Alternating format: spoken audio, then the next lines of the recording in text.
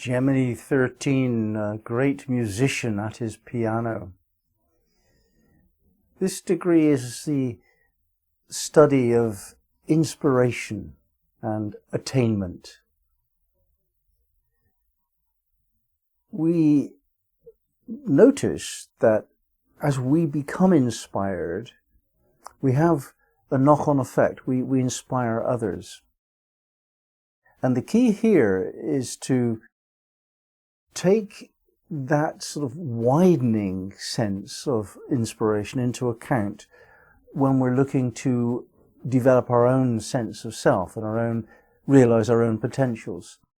So the group experience of being inspired, of tuning into the archetype of inspiration, is what we feed off as we become inspired ourselves. And the reverse is the case. As any individual becomes inspired, they waken this vibration of inspiration, and it spreads.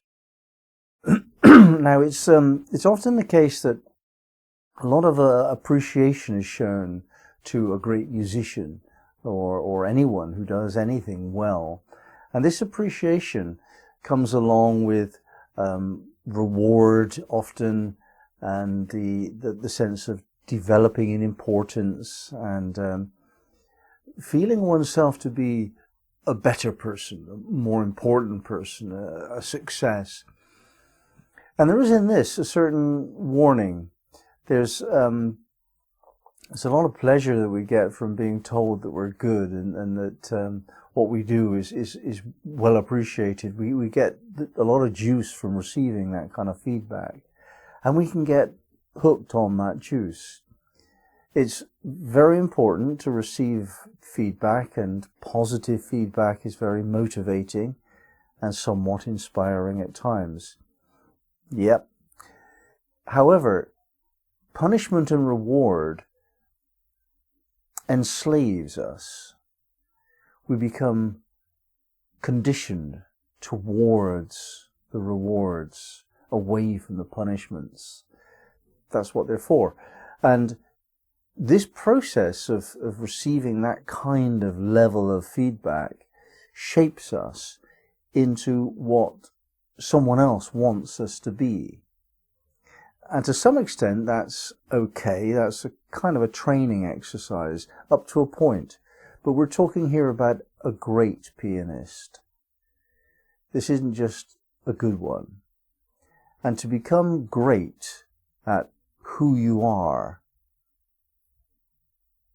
it's not going to be possible by copying someone else or by being told by somebody else what's good and what's bad, what's right and what's wrong for you. Because the game at hand is to become the best possible version we can of who we are in order to feel inspired by that, and therefore inspire others to do the same thing, to become who they are. So we have to be very wary of the feedback we get, especially the feedback which offers encouragement.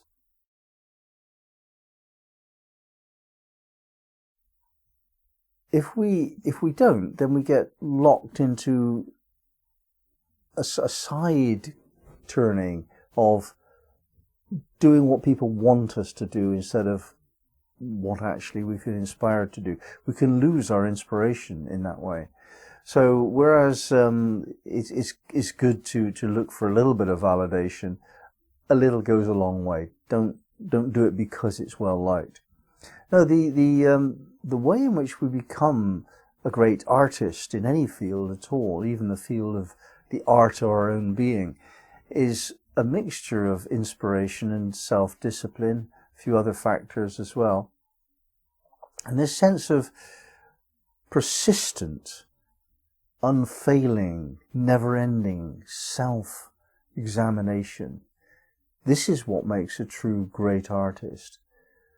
Good enough isn't good enough for them. It has to be perfect, or it's not good enough. And of course, perfect is never possible. So this constant self-perfecting. And we're no longer talking about ability to play the piano. We're talking about the ability to polish the ego, to shine it, to beautify it, to rub off all the rough edges of it, just to make the personality the most beautiful version of it that we can. That's the game in hand here.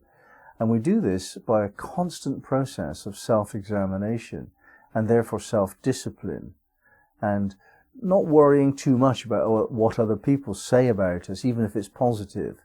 This is the process towards mastery. And in a sense, we need something outside, like the ability to play a piano or something equivalent, in order to develop the discipline of self-mastery.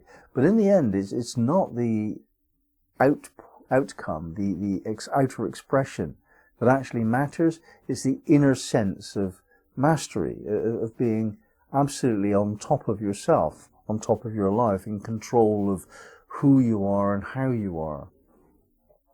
And the game never ends. We don't get to a point where we've finished the task.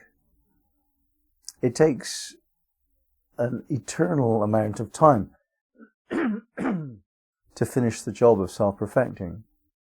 Because as soon as we've actually finished the job, time disappears. That's when we become one with the source. So until we've actually realized ourselves as God, then we've got some work to do, which probably includes everyone ever. However, the horizon that we're aiming for is that which motivates us. So we take on a difficult piece of music, or a difficult job in life, or a difficult relationship, or a difficult something or other, and see if we can do that. And when we can do that, we try and perfect that. But we also look to the next thing that we can try and do, something a little bit more challenging, a little bit more demanding of our full potential. Because the potential we have to be better than we are right now is infinite. It's the whole point. We can become better and better and better, but never finish the job. And we do this by a process of trial and error. And this definitely is feedback, but it's not the feedback of pats on the head for doing a good job, or even criticism for doing a bad job. It's simply, we try something out and we notice that it doesn't work. So we try something different, and we notice that that doesn't either. So we try something different again, until we're actually close enough to realize that we've got it as well as we ever can. And then we look for a new horizon. That's the process of self-perfecting. And this is simply really to tune our attitude of being up, to be willing to take on inspiration and do something with it. Inspiration is God-given in a way. It comes from a higher source. We're inspired. It's spirit entering us. So we're looking for the ability to train ourselves in the ability to know how to reach up and draw down inspired wisdom, inspired skill, inspired attitudes of being. And this is the process that we learn here in the task of learning a piano, for example, so that we can develop the attitude required to master that task. And that attitude is the very attitude we need to call upon the spirit of inspiration. And that's the purpose of this whole exercise, is to learn how to call upon the spirit of inspiration. And that is in no way different from soul consciousness. That's what it is. Our inspiration comes directly from the soul. So when we've learned how to tune into that, how to call down inspiration, then we've learned how to relate to the soul, and that's in the first instance, and then how to identify ourselves as soul. When we're lost in expressing ourselves in an inspired way, we are acting with consciousness of soul, as the soul. And this is why it spreads around. This is why other people become inspired when we are inspired, is because we're drawing down spirit, and that's a very profound and influential energy that emanates. And if we have any task in life, really, it is to be inspiring and be inspired as often as we can. This is how we will raise the vibration of those around us. And we can know for sure that in various places around and about, locally and internationally and even in other realms of being, other people are doing the same thing, or other entities are doing the same thing, wherever it might be. So those of us who are trying to raise the general vibration of life, we're the inspired ones, and we do that by being inspired, by showing how our inspiration expresses, and raising everything around us, and therefore everything everywhere. That's the rippling effect, and it generates its own momentum then.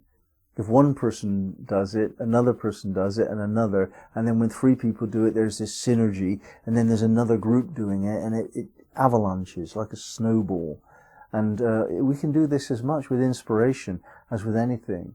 So that's the task here, is to become the best possible version of yourself and inspire other people to become exactly that for themselves too.